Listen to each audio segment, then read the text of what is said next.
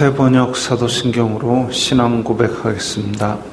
저는 전능하신 아버지 하나님 천지의 창조주를 믿습니다. 저는 그분의 유일하신 아들 우리 주 예수 그리스도를 믿습니다. 그분은 성령으로 잉태되어 동정녀 마리아에게서 나시고 본디오 빌라도에게 고난을 받아 십자가에 못 박혀 죽으시고 장사된 지 사흘 만에 죽은 자 가운데서 다시 살아나셨으며 하늘에 오르시어 전능하신 아버지 하나님 우편에 앉아 계시다가 거기로부터 살아있는 자와 죽은 자를 심판하러 오십니다. 저는 성령을 믿으며 거룩한 공교회와 성도의 교제와 죄를 용서받는 것과 몸의 부활과 영생을 믿습니다. 아멘. 거룩하신 아버지 하나님 감사합니다. 간밤에도 편히 쉬게 해주시고 새벽에 기도하는 자리에 불러주시니 감사합니다. 이 시간 저희들 마음 중심으로 주님을 경외하게 하여 주시옵소서. 예수님 이름으로 기도드리옵나이다. 아멘. 찬송가 615장입니다. 찬송가 615장입니다.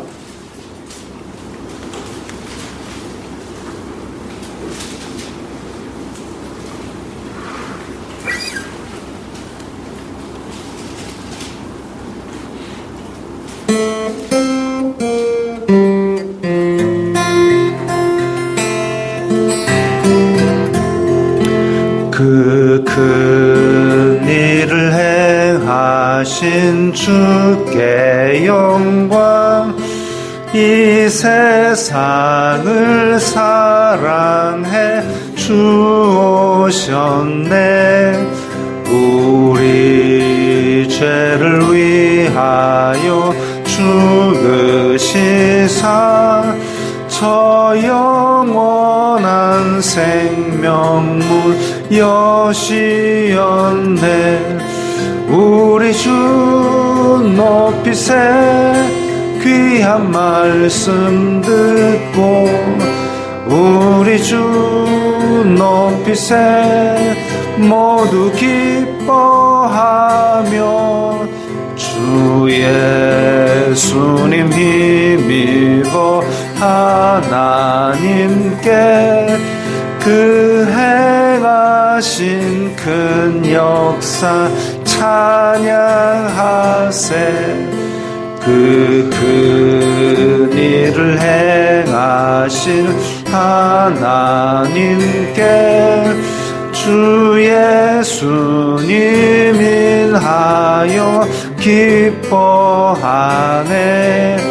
주 예수님 우리가 만날 때에 그 기쁨을 어디에 비하리요. 우리 주 높이세 귀한 말씀 듣고 우리 주 높이세 모두 기뻐하며 주 예수님 힘입어 하나님께 그 행하신 큰 역사 찬양하세.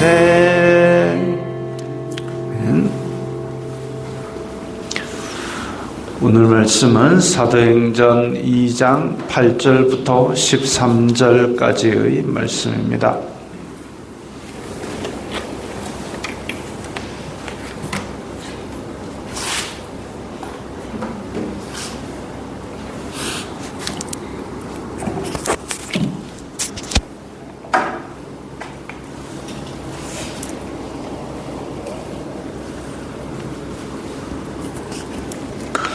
사도행전 2장 8절부터 13절까지의 말씀 함께 읽겠습니다. 우리가 우리 각 사람이 난 곳 방언으로 듣게 되는 것이 어찌 됨이냐. 우리는 바데인과 메데인과 엘람인과 또 메소포타미아, 유대와 갑바도기아, 본도와 아시아, 부르기아와 밤빌리아, 애굽과 및 구레네에 가까운 리비아 여러 지방에 사는 사람들과 로마로부터 온 나그네 곧 유대인과 유대교에 들어온 사람들과 그레데인과 아라비아인들이라. 우리가 다 우리의 각 언어로 하나님의 큰 일을 말함을 듣는도다 하고 다 놀라며 당황하여 서로 이르되 이 어찌 된 일이냐 하며 또 어떤 이들은 조롱하여 이르되 그들이 새 술에 취하였다 하더라. 아멘.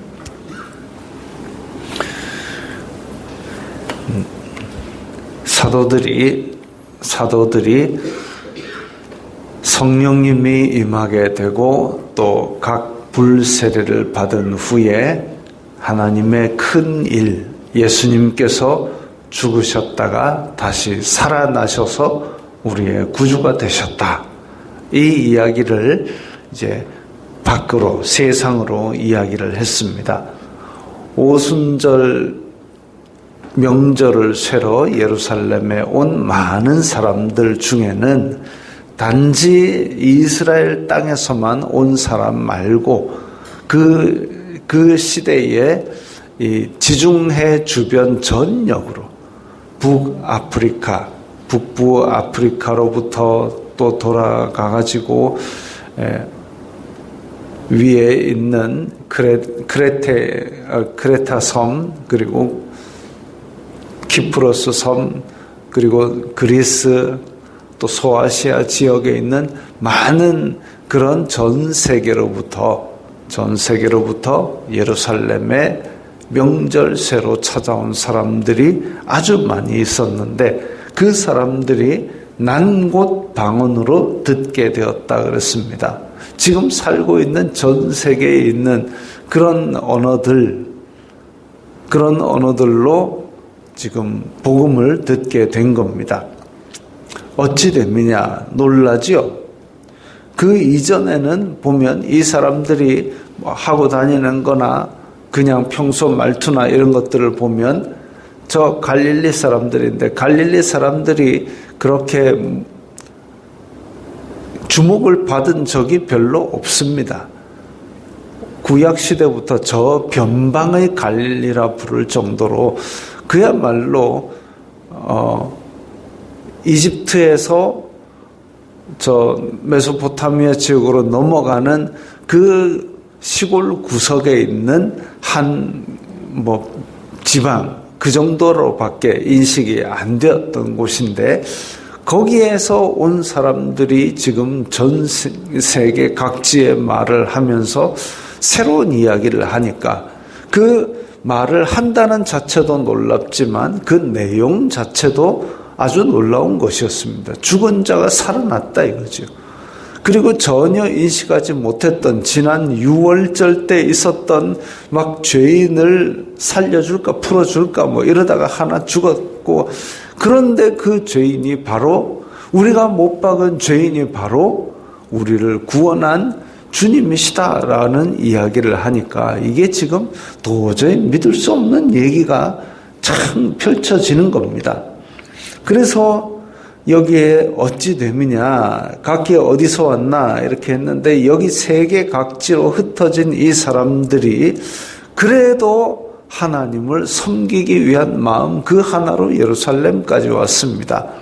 사실 우리나라 옛날에 무슨 과거 보러 부산에서 개나리 보찜 지고 걸어서 한 달을 그냥 서울까지 올라가가지고 그렇게 하는데 그게 그냥 되는 게 아니죠. 올라가는 길에 먹고 걸어갈 숙박할 여비가 있어야 올라갑니다. 그런데 그것보다도 그게 이제 과거 보러 올라간다 이러면 우리는 까마득한 옛날이지만 그게 조선시대라서 지금부터 500~600년밖에 안 떨어진 600년 밖에 안 떨어진 과거인데 지금 이 이야기하는 하나님의 큰 일은 2000년 전입니다.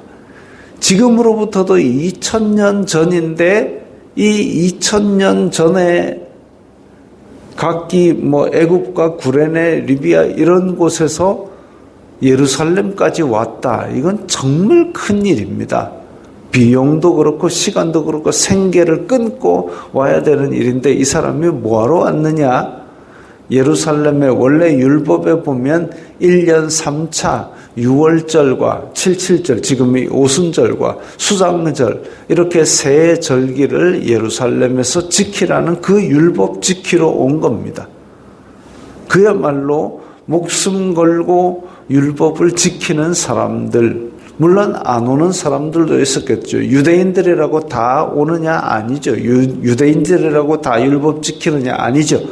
그런데 세계 각지로 흩어져 가지고 있으면서도 율법을 지키기 위해서 예루살렘에 왔다. 이거 하나님을 섬긴다는 사람들입니다. 그런데 하나님을 섬긴다는 사람들이 또 어떤 여기에 보면 유대인과 로마로부터 온 나그네 유대인과 유대교에 들어온 사람들과 이랬습니다.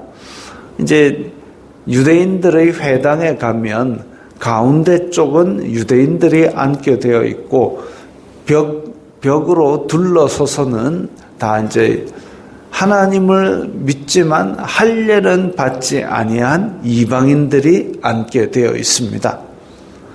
그래서 지금 유대인과 이러면 나면서 유대인, 그래서 할례를 받아서 그것으로 아브라함의 자손임을 인정한 유대인들, 그 다음에 10절 뒤에 유대교에 들어온 사람들, 유대교에 들어온 사람들이라 그러면은 아직 할례는 받지 않았지만 하나님을 믿고 율법을 지키는 사람들, 그래서 회당에서 안식일마다 예배를 드렸던 사람들입니다.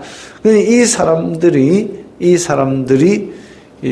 그러니까 하나님을 믿는 유대인과 이방인들이 다 와 있는데 이 사람들이 율법을 지키기 위해서 예루살렘에 와 있습니다. 그것만 해도 대단한 것이죠. 근데 이 사람들이 하나 잊고 지나간 것이 있는데 구세주를 다윗의 자손을 하나님께서 보내주시겠다라는 것이 되긴 되겠지. 그러나 내 때는 아닌 것 같아. 내 때는 모르겠어. 하고 그냥 습관적으로 예루살렘에 온 겁니다.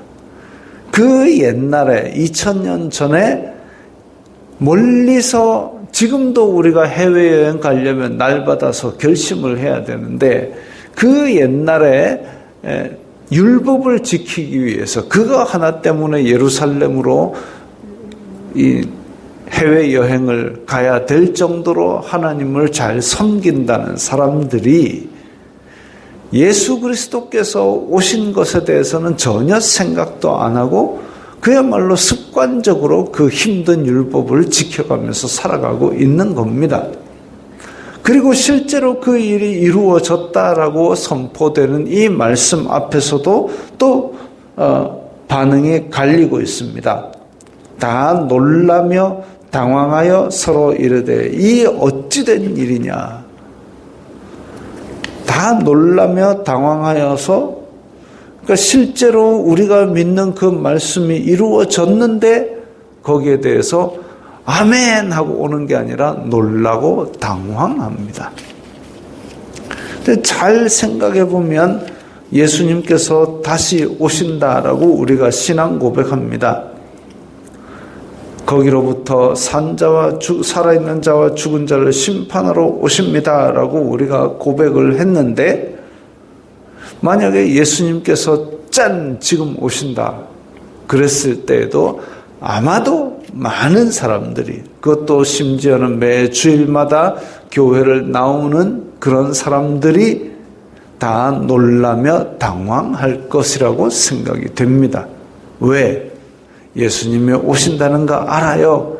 근데 내 때인 줄은 몰랐어요. 이거죠. 예수님께서 그 요한복음 11장에서 나사로를 살리실 때에도 나사로 살리러 간다. 예, 다시 살 거 알긴 아는데요. 다시 살 거를 알면서도 지금 예수님께서 하실 거라는 거는 생각을 안 하고 있는 거죠. 예수님께서 다시 오신다라고 분명히 성경에 기록되었고 우리가 그것을 믿는다고 하면서도 예수님께서 다시 오시면 놀라고 당황할 사람들 많습니다. 놀라고 당황하는 것 그럴 수 있다 치지만 자 13절에 보니까 어떤 이들은 조롱하여 이르되 그들이 새 술에 취하였다. 도저히 못 믿겠다 이거죠. 이게 못 믿겠다라는 거 자기가 믿을 수 없다라는 것이 자기가 믿음의 기준입니다. 말씀이 믿음의 기준이 아니라 자기가 믿음의 기준이 된 사람들. 그런데 그렇게 도저히 믿을 수 없을 정도로 놀라운 일, 그렇게 놀라운 일이니까 우리가 믿는 거죠. 안 그러면 이해를 했겠죠. 물건을 공중에 놓으면 떨어지는 거는 당연한 일입니다. 근데 물건을 공중에 놨을 때 공중에 둥 떠 있다? 믿을 수 없는 일이 일어났죠. 근데 믿을 수 없는 일이 일어났으면 이 일어난 일을 가지고 판단을 해야 될 텐데 그런데 일어난 일을 가지고 야 놀라운 일이 일어났다 이렇게 받아들여야 되는데 그게 아니라 아이고 내가 헛것이 비나 하고 눈을 비비고 앉았으면 눈 100번 비벼도 떠 있는 거 그냥 떠 있는 겁니다. 근데 어떤 이들은 조롱하여 이르되 그들이 새 술에 취하였다. 지금 이렇게 놀라운 일이 일어났는데 이것을 보고 받아들일 생각은 안 하고 조롱을 합니다. 비난을 하고 조롱을 합니다. 어쩌면 예수님께서 다시 오실 때에도 믿는 사람들 중에 그 2000년 전에 저 멀리서 해외여행을 와야 될 정도로 그렇게 철저히 율법을 지키는 사람인데도 불구하고 새 술에 취하였다고 비난하고 조롱한 것처럼 어쩌면 예수님께서 다시 오시는 걸 보면서도 눈을 비비고 이게 뭔 일이야 헛것이 보이나 하고 그렇게 비난하고 조롱하는 사람이 교회 안에 있을 수도 있습니다. 어쨌든 믿음이라는 것은 말씀에 나와 있는 대로 그래서 우리의 상식으로 받아들이기 어렵다 할지라도 그것을 보고 받아들이는 것이 믿음인데 그래서 우리는 이 땅에 살면서도 말씀을 계속 묵상하면서 이것이 이루어지이다 하고 생각을 하고 살아야 되고 우리의 신앙 고백 그냥 습관적으로 입으로 할 것이 아니라 지금 살아있는 자와 죽은 자를 심판으로 오신다라는 것도 오늘 그런 일이 있을 것이다 라는 기대를 가지고 그렇게 근신하며 살아야 되는 것입니다. 한편 지금 이 초대 교회의 불세례를 받은 사도들은 나와서 복음을 전하는데 모든 세대에 그들이 들을 수 있는 언어로 성령님의 은혜로 말미암아 그들이 들을 수 있는 언어로 복음을 전했습니다. 한 번씩 보면 안타까울 때가 있습니다. 교회 안에서 통용되는 언어가 있어요. 야, 은혜 받았다. 바깥 사람들은 잘 못 알아듣습니다. 은혜 받았다, 뭐 받았는데 보자. 모릅니다.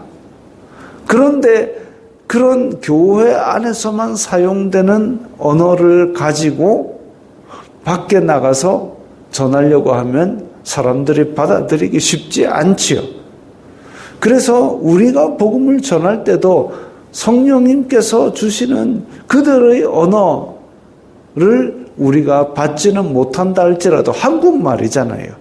한국말로 그들이 알아들을 만한 언어로 그들의 입장에서 그렇게 복음을 전하는 것도 필요합니다. 그러려면 뭘 해야 되느냐? 우리가 다가갈 그들을 관찰해야 됩니다. 잘 봐야 됩니다. 무엇에 흥미있어 하는가? 어떤 생각을 가지고 사는가? 잘 보고 경청해야 됩니다. 그들의 이야기를 듣고 그들의 삶을 잘 들어야 됩니다. 그래야 우리가 그들의 언어로 그들에게 알아들을 수 있는 말을 할 수 있는데, 그 전에는 주로 어땠느냐? 예수 천당!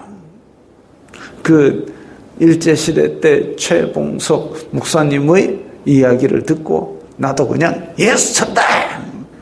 하면 다 될 줄 믿음이 크죠.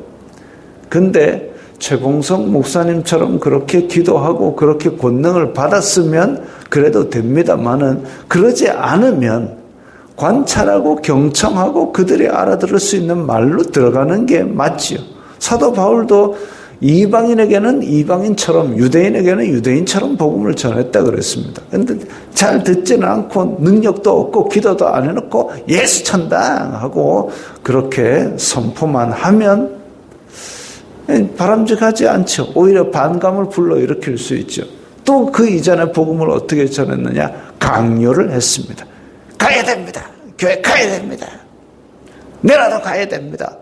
강요를 했습니다. 그것도 그들의 입장에서는 받아들이거나 이해하기가 어렵지요. 또 마지막으로 하면 안 될 것까지 했습니다. 그렇게 하면 지옥 갑니다. 이 지옥의 자식들아. 저주를 합니다. 복음을 전해서 사람을 살리는 게 아니라 일방적으로 한 대 뺨을 쳐놓고 저주를 합니다. 강요하고 저주하고. 그렇게 하는 것보다는 어찌 보면 그들이 들을 수 있는 언어를 찾기 위한 조금의 어떤 노력이 필요하지 않았는가. 관찰하고 경청하고 그들의 마음에 어찌하면 이것이 들어갈 수 있을까? 어찌하면 하나님의 사랑을 나를 통해서 전할 수 있을까? 어찌하면 저 심령을 살릴 복음을 마귀들의 방해를 뚫고 그 마음 가운데 감동을 줄 수 있을까? 그 고민을 하면서 복음을 전하는 것, 그게 바로 성령님의 마음을 가지는 것이지요. 초대교회에 일어났던 놀라운 일, 그것을 보면서 우리 또한 오늘날도 이런 놀라운 일들이 나를 통해서 이루어지고, 또 우리가 바라는 예수 그리스도의 다시 오심도 나에게 오늘 일어날 수 있는 일이라는 믿음도 가져야 하겠거니와, 한편으로 우리가 복음을 전할 때에 이제는 그들을 향해서 그들이 알아들을 수 있는 말을 찾기 위해서 관찰하고 경청하는 것도 필요할 것입니다. 기도하겠습니다. 거룩하신 하나님 아버지, 감사합니다. 성령님의 은혜를 받았던 초대교회 성도들이 이렇게 복음을 전했던 것처럼 저희들 또한 이 세상 속에 나아갈 때에 세상이 알아들을 수 있는 말들을 할 수 있도록 성령님의 지혜를 더하여 주시옵소서. 저희들이 소망하는 예수 그리스도의 다시 오심도 오늘 일어날 수 있는 일이라는 믿음을 가지고 깨어있는 생활을 할 수 있도록 도와주시옵소서. 예수님 이름으로 기도드리옵나이다. 아멘.